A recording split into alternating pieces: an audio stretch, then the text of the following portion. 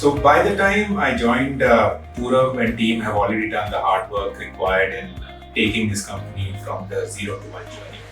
Right, we've already been there for a little over 8 years. We already had crossed almost 100 people in headcount.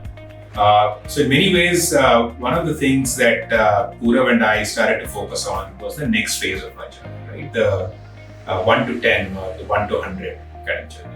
Now, what that meant was that as a company, we were looking at scaling from a so-called startup stage to a growth phase and to becoming a fairly large company.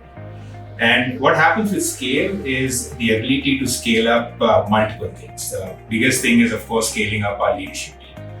We had phenomenal talent already in the company. They required that additional bit of impetus to grow, to start thinking big, to look at their own personal growth journeys and figure out a way in which we will align their personal growth journeys to the growth of the company. The other part of scaling up is scaling up systems, right, and processes. We had our current processes which were aligned to becoming or supporting a relatively small company. But as we are looking to grow, the big question we had to answer is that how do our processes change?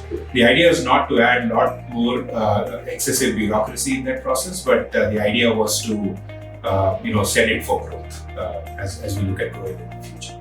And what goes with all of these things is our true purpose, right? Which is to be relevant to our clients, to solving the problems that they have.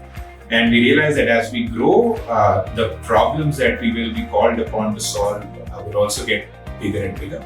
And we just have to, as an entity, get to a point where we are able to solve those issues with the scaled up leadership team and scaled up processes.